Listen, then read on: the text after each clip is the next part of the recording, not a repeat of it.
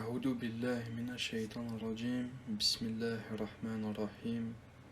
Au nom d'Allah, le tout miséricordieux, le très miséricordieux. Alif, Lam, Mim. Voici les versets du livre plein de sagesse. C'est un guide et une miséricorde aux bienfaisants, qui accomplissent la salate, acquittent la zakat, et qui croient avec certitude en l'au-delà. Ceux-là sont sur le chemin droit de leur Seigneur, et ce sont eux les bienheureux.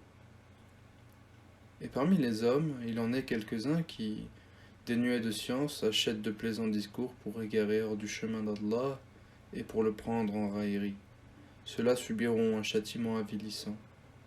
Et quand on lui récite nos versets, il tourne le dos avec orgueil, comme s'il ne les avait point entendus, comme s'il y avait un poids dans ses oreilles. Fais-lui donc annonce d'un châtiment douloureux. Ceux qui croient et accomplissent les bonnes œuvres auront les jardins des délices. Pour y demeurer éternellement, c'est en vérité une promesse d'Allah, c'est lui le puissant, le sage. Il a créé les cieux sans piliers que vous puissiez voir, et il a enfoncé des montagnes fermes dans la terre pour l'empêcher de basculer avec vous. Et il y a propagé des animaux de toute espèce, et du ciel nous avons fait descendre une eau, avec laquelle nous avons fait pousser des plantes productives par couple de toutes espèces. Voilà la création d'Allah, montrez-moi donc ceux qu'ont créé, ceux qui sont en dehors de lui. Mais les injustes sont dans un égarement évident.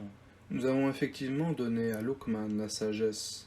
Sois reconnaissant à Allah, car quiconque est reconnaissant n'est reconnaissant que pour soi-même. Quant à celui qui est ingrat, en vérité, Allah se dispense de tout, et il est digne de louange. Et lorsque Luqman dit à son fils tout en l'exhortant, « Ô mon fils, ne donne pas d'associé à Allah, car l'association à Allah est vraiment une injustice énorme. Nous avons commandé à l'homme la bienfaisance envers ses pères et mères. Sa mère l'a porté subissant pour lui peine sur peine. Son sevrage a lieu à 2 ans. Sois reconnaissant envers moi, ainsi qu'envers tes parents, vers moi et la destination.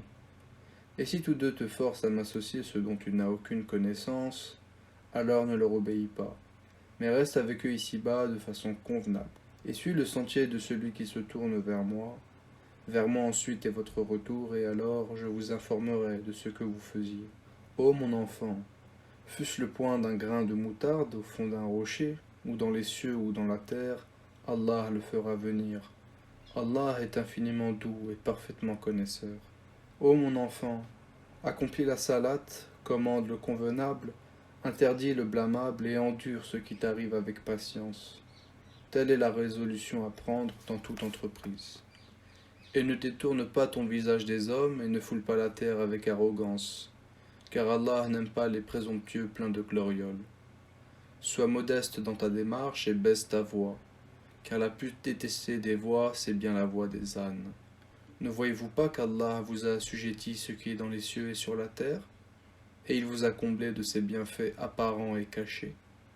Et parmi les gens, il y en a qui disputent à propos d'Allah, sans science ni guidée, ni livre éclairant. Et quand on leur dit « Suivez ce que Allah a fait descendre », ils disent « Nous suivons plutôt ce sur quoi nous avons trouvé nos ancêtres. » Est-ce donc même si le diable les appelait au châtiment de la fournaise? Et quiconque soumet son être à Allah, tout en étant bienfaisant, s'accroche réellement à l'anse la plus ferme. La fin de toute chose appartient à Allah. Celui qui a mécru, que sa mécréance ne t'afflige pas.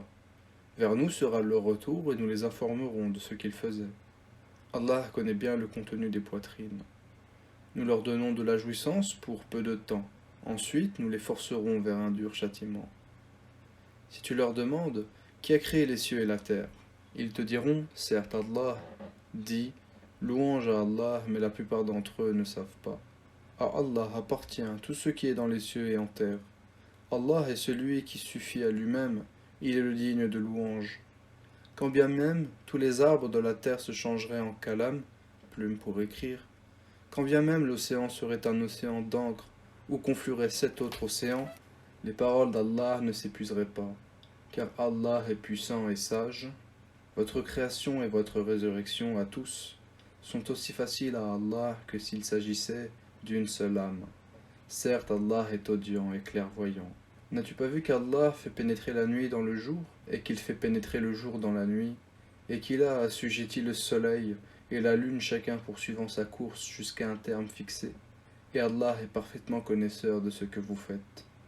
Il en est ainsi parce que Allah est la vérité, et que tout ce qu'ils invoquent en dehors de lui est le faux, et qu'Allah c'est lui le haut, le grand.